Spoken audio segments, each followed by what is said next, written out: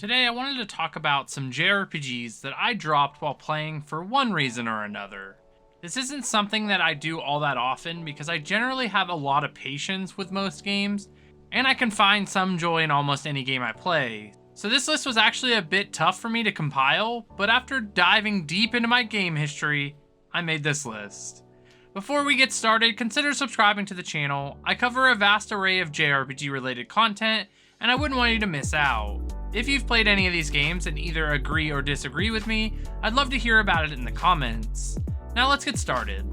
First up on this list, and the only game on this list that I've made multiple attempts at completing, is Akaiba's Beat.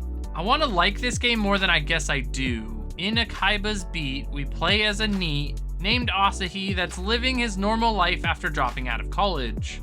We meet a couple of other characters that fill out the rest of our party, and we have to fix people's delusions as we keep reliving the same Sunday.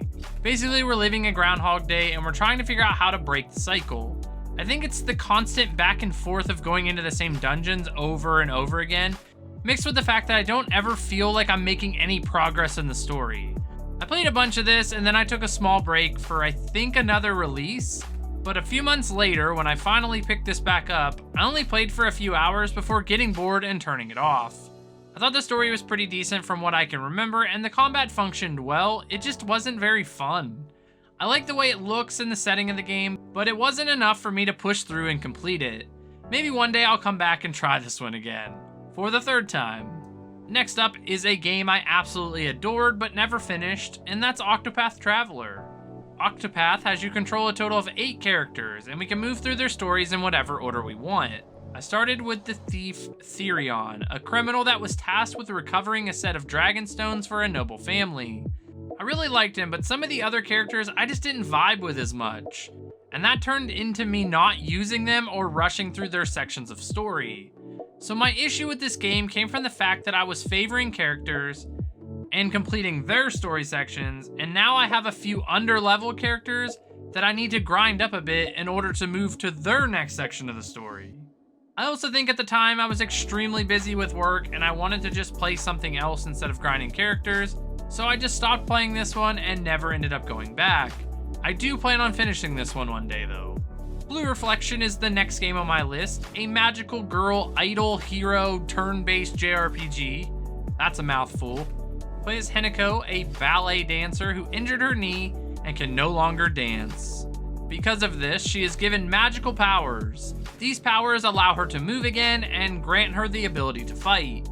We have to balance her life between going to school, spending time with our classmates, and going to another world to fight monsters in a turn-based battle system. So why did I drop this one? Honestly, I don't have a good answer for this. I wasn't really that into the story of the game, and it didn't really seem like the game was progressing in any meaningful way, so I just sort of stopped playing it. It reminded me of the first season of the Digimon anime, where every episode is basically the same scenario, but they just have to change out the Digimon that digivolves to save the day. That style of storytelling isn't a bad thing, but for me, it just made this game difficult to really get into, and I just had no real commitment towards it. So I just stopped playing. Next up is Fairy Tail on the PS4, and this one just straight up pissed me off. A turn-based JRPG based on the anime of the same name, had all the potential to be good based on the source material that it was based on. But what did they decide to do? Make this game as bare bones as possible. The first thing you'll notice is that when the characters have dialogue, characters will talk in the conversation, but they don't even have a character model. Why? If you don't have the time or budget to model these characters, then take them out of the conversations. And then just have someone else say the same lines if you need the lines to be in there. Also, some of these characters are important in the anime, so why don't they have a model in the game? I was so excited to play this when it came out, and this is what I got. I didn't even make it that far into this game, so I could only imagine all the other places they decided to cut corners. And even with all that being said, this game somehow got a sequel. Explain that one to me. From everything I've seen online, a lot of people actually like this game, but for me, it just felt like a cash-in on the name of the series. So after that, I had no desire to go back to this, and I probably never will. Final Fantasy Type 0 HD is a game that I tried to get into, but had some issues doing so. Final Fantasy Type 0 is a high-definition version of the PSP game with the same name.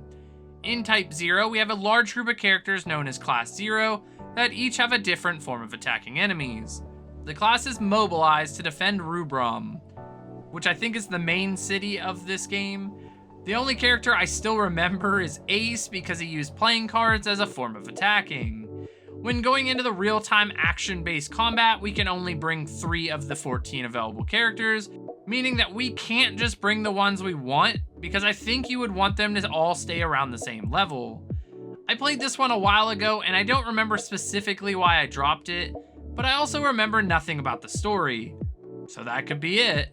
I think the game was just too slow moving for me at the time, and I wasn't blown away with the combat, so the more I played this game, the less I wanted to. I always thought about going back to this one and trying it again, but I still haven't after all of these years. What do you think of this game? Is it worth giving it another shot? Next up is Grand Kingdom, a game I bought the collector's edition for because I thought I was gonna really like this one. In Grand Kingdom, we get to create our own mercenary. And then with that mercenary and another mercenary named Flint, we are recruited by the nation of Godfrey. We come across another mercenary group named the White Wolves and quickly enter a rivalry with their leader, Vice. Then from what I can remember, the rest of the story from there was trying to take over all the other nations in a tactical combat system. Each member of our party was represented as a chess piece, but the charm of this quickly wore off and I just got tired of doing battles, which this game is almost completely designed for. The story was fine from what I played, but I just had a hard time getting into this one, and then quickly dropped it when something else I wanted to play came out. I don't hate this game, but I think it would be pretty low on the list of games I want to revisit anytime soon. This next one is a game I feel like a lot of people would agree with me about. Valkyria Revolution is a spin-off from the Valkyria Chronicles series. This action RPG took everything I loved about Valkyria Chronicles and threw it away like it meant nothing. We play as a group of orphans that were all adopted by the same foster family and became incredibly skilled in their respective fields of combat, later forming an anti-Valkyrie unit. The story is told through a Jutland student working on a paper about the 5 traitors to learn more about the history and the War of the Nation. The combat is action-based and we must set a strategy before each battle. This game also includes permadeath, but since we can retry missions over and over again, we don't actually have to lose any of our characters. I know one of the biggest complaints about this game is the long loading screens, and I can agree with people on that, but the thing that made me drop this game was just how boring it was. The story wasn't paced very well, and we never really learned anything even after these long cutscenes. After waiting through long load screens and boring storytelling, the actual gameplay was also boring, meaning that this game all around was just boring. I think the idea of the game is cool, it just wasn't executed very well. I don't have much desire to go back to this one, but someday I might try it again just to see if the story gets better. The last game on my list is a game that I'm definitely going back and playing through because I eventually want to go through all the Ys games, and that's Ys 8 Lacrimosa of Dana. We play as Adol in another one of his adventures. In this adventure, we become stranded on a deserted island after the boat we're on crashes. We're tasked with collecting all the people that were on the boat and building a village to keep everyone alive while figuring out the mysteries that the island has to discover. There was one specific reason that I stopped playing this game, and that's it. I really liked the story for the 5 or 6 hours I played the game, but when it forces you back to the beach and we have to defend our village from waves of enemies, I just didn't like it. They're not particularly difficult, but it just kills the flow of the story. I want to learn more about the world and what's happening, but they force these things on you, and I just got annoyed about it. I'll for sure come back to this one, but I'm going to restart the game from the beginning again and just force my way through those base defense parts. Maybe they stop making us do them later in the game. At least I could be hopeful. Those were some of the JRPGs that I dropped while playing. Do you agree with the games on this list, or do you think some of these deserve another opportunity? Give me your best pitch for why I should revisit them. If you made it this far into the video, consider subscribing. I want to grow a JRPG community with constructive conversations, and you can help with just one click. I hope you found this video interesting in some way, so hit that like button, it helps out the channel, and as always, I'll see you in the next one.